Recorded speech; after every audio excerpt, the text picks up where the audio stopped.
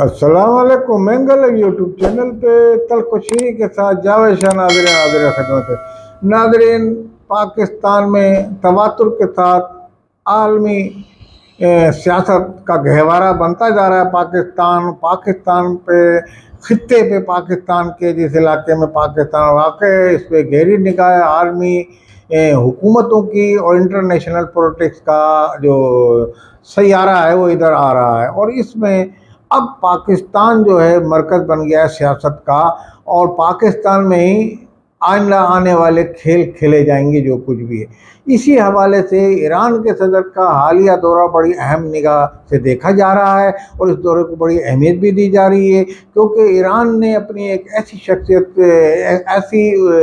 کردار کیا ہے انہوں نے اسرائیل پہ حملہ کر کے کہ ورلڈ میں وہ مشہور ہو گیا ہے۔ اور اسرائیل پہ کسی بھی ملک کی جانب سے باضابطہ حملہ، یہ ایک عرصے کے بعد سن 67 کے بعد یہ ایران نے حملہ کیا ہے، جو انہوں نے یہ حملہ کیا تھا۔ اسرائیل نے اس زمانے میں تینوں ممالک کو اپنی فضائیہ سے ایسا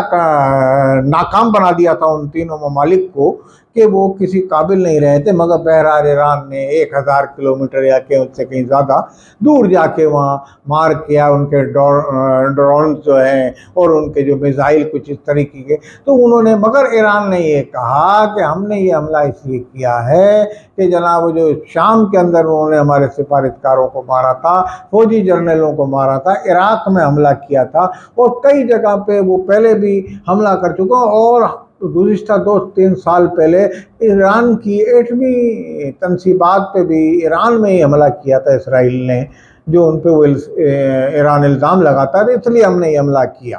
بہرحال فلسطین کی اور غزہ میں جو فلسطینی لڑے ان کی وہ حمایت دوسری صورت میں ایران کرتا رہتا ہے، اور اب تو کوئی ڈھکی چھپی بات بھی نہیں ہے، وہ ان کی حمایت کرتا ہے، اور وہاں مختلف تنظیمیں ہیں، وہاں ان کی حمایت کی جاتی ہے۔ سب سے بڑی تنظیم حماس ہے، اس کے بعد القصا بریگیڈ، اور بہت ساری تنظیمیں ہیں۔ اسی طریقے سے شام میں بھی قائم ہے تنظیمیں۔ اسی طریقے سے یہ تنظیمیں جو ہیں مختلف اس کی بھی ہیں، مسالک کی بھی، مگر چند ایسی بڑی بڑی جو تنظیمیں ہیں جو دوسرے مسالک کی، یعنی کہ میرا کہنے کا مطلب ایران کا جو مسلک ہے، جیسے ایران اس کے حوالے سے وہ مخالف ہے، مگر پھر بھی اسلام کے کاز کے لیے متحد ہو کے وہ لڑ رہے ہیں، اور بیت المقدس میں اس کی وہ حمایت بھی کرتا ہے ایران، اور ان کی مدد کرتا ہے۔ اسرائیل سے وہ نبرد آزمائے برسر پیکار ہے۔ تو یہ ایک بات چل رہی ہے، مگر ایران نے اپنا رول جو ہے ادا کر دیا، عالم اسلام خاموش رہا، اور ان کی جو بربریت کا مظاہرہ ہو رہا ہے، بچے مر رہے ہیں معصوم، ان کے لیے کوئی عرب کنٹری نے کسی نے آواز بلند نہیں کی۔ اب آواز وہ بلند کریں تو کیسے کریں، کیونکہ ان کو تو اسرائیل نے پہلے مارا تھا 67 میں، اسرائیل نے ان کو تینوں ملکوں کو حملہ جنہوں نے کیا تھا تو ان کو دبا دیا تھا، مصر بھی تھا اس میں، اردن بھی، دوسرے شام۔ تو یہ کہنے کا مقصد، اب ان ممالک میں عسکری تنظیمیں اس زمانے میں قائم نہیں ہوئی تھی، اب تنظیمیں قائم ہیں۔ اگر یہ ہمت کر لیں یہ ممالک، کیونکہ یہ UAE اور سعودی عرب اس طرح کے یہ تو کریں گے نہیں، کیونکہ ان کے اپنے ملک میں انہوں نے اتنی سختی کی ہوئی ہے، کوئی تنظیم ایسی نہیں ہے جو قائم ہو، اگر کوئی مل بھی جائے ایسی تنظیم کا اہلکار تو اس کی وہ گردن اڑا دیتے ہیں۔ ان ممالک میں، مصر میں، اردن میں، چھوٹا ملک ہے اردن، شام میں بالخصوص، تو یہ تنظیمیں قائم ہیں، اور جو ایسی تنظیمیں ہیں جو آپس میں بھی لڑتی رہی وہاں، اور اسرائیل سے بھی نبرد آزمائے، جس میں بڑی تنظیمیں یہ کہوں گا حزب اللہ کا ٹارگٹ اسرائیل ہے، وہ اسرائیل پہ حملے، اسرائیل ان سے خائف بھی رہتا ہے، خوفزدہ بھی رہتا ہے۔ اسی طریقے سے یہاں حماس ہے، اور دوسری چھوٹی تنظیمیں بھی ہیں، تو اس میں ایران ان سب کی مدد کرتا ہے۔ ایران کی مدد کا مقصد یہی ہے کہ بیت المقدس آزاد ہو، فلسطین کو ظلم سے نجات ملے، اور ظلم سے نجات ملنا دلانے کے لیے یہ ایران ہی کا فرض نہیں ہے، تمام اسلامی ممالک کا فرض ہے، اور قرآن و اخلاق اور اس کے مطابق بھی تعلیم کے، قرآنی تعلیم کے، جو اللہ نے کہا ہے ظالم کی ظلم کے خلاف اٹھ کھڑے ہوں اور مظلوم کی مدد کریں، تو مظلوم کی ایران اس حوالے سے مدد کر رہا ہے۔ بہرحال اس وقت جو پاکستان کے اندر جو سیاست چل رہی ہے، پاکستان میں اس وقت گوادر کی پورٹ بن رہی ہے اور سی پیک کا مسئلہ چل رہا ہے، چائنا اس میں بڑی اہم کردار ادا کر رہا ہے۔ اب اسی کے حوالے سے تمام ممالک چاہ رہے ہیں کہ ہمیں بھی اس سے ملا دیا جائے۔ ایران کے بھی اپنے مفادات ہیں، ایران میں کہ پاکستان کے ایران سے مفادات ہیں کہ ایران سے تجارت ہو، کھل جائے۔ وہ تمام معاہدوں پہ دستخط کیے پاکستان نے، اور جس حد تک ممکن ہو سکا پاکستان ان معاہدوں کے تحت پاکستان میں جو پرابلم ہے ان کو سالو کرے گا۔ پاکستان کا وزیر خارجہ نے کہا بھائی ہم اپنے مفاد کو پہلے ترجیح دیں گے، پھر کسی اور مفاد کو دیکھیں گے۔ پابندیاں امریکہ نے لگائی ہیں، اقوام متحدہ سے بھی اگر ہم نے کوئی ایسی وائلیشن کی تو اقوام متحدہ سے بھی ہم کو ہمارے اوپر پابندی لگ سکتی ہے، تو ہمارا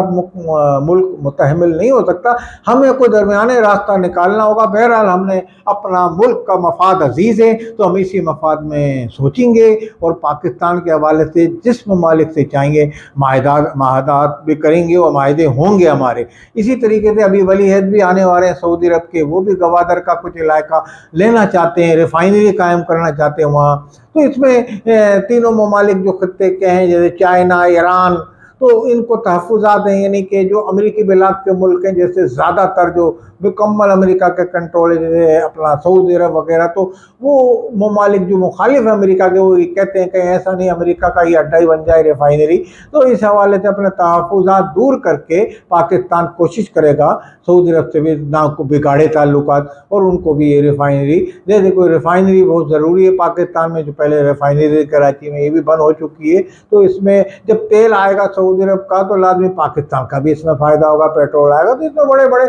آنے سی پیک کے ذریعے پاکستان میں بڑے بڑے کام ہوگا۔ مگر میں سمجھتا ہوں اس میں نہ ایران کو ناراض ہونا چاہیے، نہ چین کو ناراض ہو، نہ سعودی عرب ناراض ہو، نہ اس خطے کا کوئی دوسرا ممالک۔ ایسا پاکستان کو ایک منتخب حکومت آئی ہے اور سمجھتی ہے سیاسی سوچ بوجھ کو، اور پاکستان کی جو ایک پائپ لائن ہے اس ایران سے بچھ رہی ہے تو اس کا بھی زرداری صاحب میرا خیال ہے پائے تکمیل پہ پہنچائیں گے، کوئی نہ کوئی اس کا راستہ نکالیں گے۔ امریکہ کو تو واضح طور پر پیغام دے دیا مصدق ملک اور ان لوگوں نے جا کے جناب ہمیں اتنا پیسہ ایران کا دینا ہے، اگر ہم نے یہ پائپ لائن آگے نہیں بڑھائی تو ہمیں پہ جرمانہ لگ جائے گا۔ جیسے ریکوڈک کا لگا تھا تو لازمی وہ کورٹ سے فیصلہ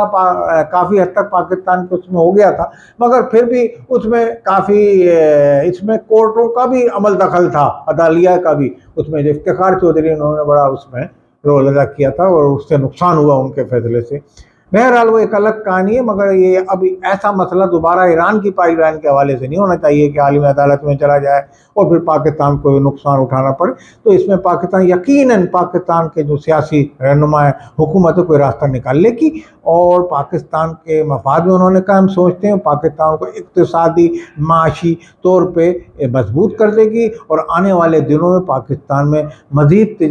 تجارت ہوگی۔ اس میں بھارت سے بھی تجارت ہوگی، افغانستان سے بھی ہوگی، ایران سے بھی ہوگی، چائنا سے بھی ہوگی، اور اس حوالے سے انٹرنیشنل ممالک سے جو ہماری برآمدات ہوتی ہیں، درآمدات ہوتی ہیں، اس پہ بھی تیزی آئے گی، اور انشاءاللہ پاکستان ترقی کرے گا۔ وہ پاکستان کی حکومت نے اب یہ سوچ لیا ہے کہ پاکستان کو بحران سے نکالنا بے حد ضروری ہے، ورنہ یہ بھی آپ کہہ سکتے ہیں کہ ان کے پاس اب پیسہ بھی نہیں ہے۔ اب 221.1 کی جو امداد ان کے پاس آنے والی ہے، آ جائے گی۔ اس کے علاوہ مزید انہوں نے مطالبہ کیا IMF سے، تو وہ اس میں امریکہ سے انہوں نے رول ادا کرنے کو کہا ہے۔ تو امریکہ کن شرائط پہ وہ رول ادا کرتا ہے تو آنے والا وقت بتائے گا۔ بہرحال پاکستان کو اس وقت فائدہ ہوگا رئیسی صاحب کے دورے سے بھی، ولی ادارے ان کے دورے سے بھی، اور پاکستان اپنے مفاد میں جو ہوگا وہ پاکستان کی حکومت، پاکستان کے سپہ سالار، جو پاکستان کی ہماری ایک کونسل بنی ہے، یہ تمام فیصلے اس کی زیر سایہ ہوں گے۔ تو میں سمجھتا ہوں یہ پاکستان کے فیصلے ہوں گے، اور پاکستان کے فیصلے پاکستان کے عوام کے لیے خوشحالی کا پیغام لے کے آئیں گے۔ السلام علیکم ورحمۃ اللہ۔